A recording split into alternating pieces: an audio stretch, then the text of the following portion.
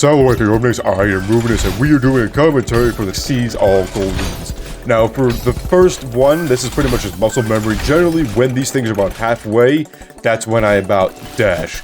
Sometimes you get them wrong, but that's just, they're really fast, and most of it's just guessing. For these, I just jump off the walls. You can grab them if you want to take more time, but you really shouldn't need to. You should be able to get through these fast enough. For this one, you do want to jump off the right side, or you will run out of climbing juice and drop to your death right there.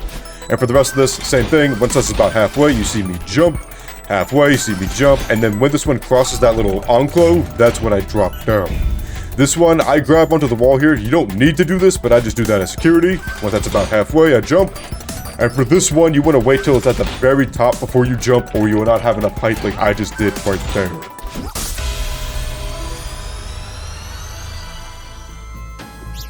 Same thing for this one. The first two areas are pretty simple. This one just recognizing the pattern. I did 245 to the right at the beginning, straight over to the left, and then straight up. If you find a different path that works for you, you do you. And then the third section is mostly just jumping after each one of these, except for this section, don't jump after these. But it's mostly just recognizing the pattern, jumping after each one of these you need to. Delay that second jump where you gotta do a 45. And this one, you wanna make sure you got your lowest point possible, but yeah, you need to delay that jump and then go as fast as you can here, but delay that jump or you will run into the spikes. And for those, you can go fast if you need to, but I always died. For this one, I do a hyper dash in the very beginning. Right when the things intersect is when I dash through them, as you can tell. And then generally you won't die unless you do it a little too early or too late. Those are hard to time. These are pretty easy. They're pretty simple to do. And for this one, I choose to do a hyper dash, or wave dash, I'm sorry. And then I do wall dashes here. That just gets you over these and gets you the gem immediately. That way you can avoid trying to climb or do anything. And at this point, it's just timing your jumps. I usually go high up so it avoids him like that. And then I try to time that as much as possible while waiting until the lightning is about over. But that's a little hard to get consistent. This first section is pretty easy. You can line it up pretty simply. You do have to jump there or you will not have enough height to get to that last little bubble. This you need to move very fast on and make sure you're constantly moving. Otherwise, you will not have enough height and you'll miss this thing, or you have too much height and you will run into the spikes. For this one, if you do a wall dash where you just press dash and jump at the same time, you'll hit that first one. And then it's pretty much just luck of the draw and hope that you don't move too fast or too far.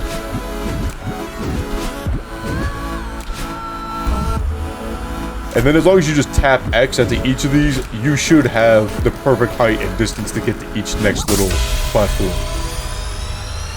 For this one, you do not want to grab onto these, you just want to jump off of them, otherwise you'll take too long and you'll go too far and then you'll jump into spikes. For this one, I always dash towards the middle and then jump and grab at the same time. I don't know how to get that consistently, but that just worked for me. Same thing with these little things, man. This level took me so long just because I could not get these consistent. Fortunately for this last one here, if you fail, like I did, you can actually save yourself with this little springboard.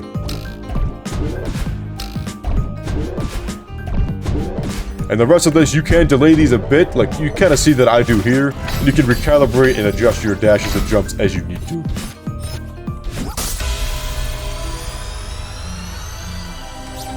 For most of these bumpers, you basically want to hit them dead on, either straight up or straight to the right, and it'll give you enough juice and momentum, and the angle in particular will be important to what you need to do. For the feathers, make sure you're paying attention to where you are. If you're too high up, you will have a little bit too much height when you come out of it, because she'll jump up a little bit.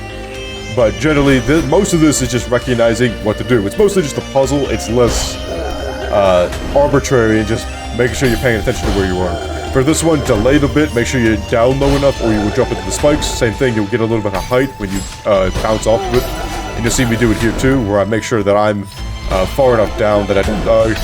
But same thing here, make sure you're directly to the right as much as you can be. Use your dash to recalibrate if you need to. And you can see me almost miss this because I'm a little bit too low, but I managed to save it.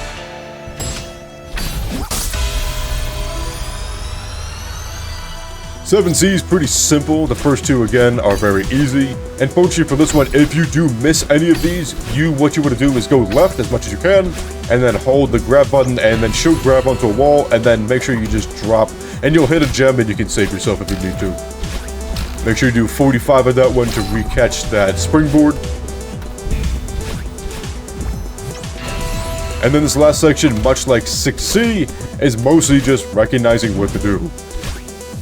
Everything is like pre-planned jumps, so it's making sure that you're at the right distance.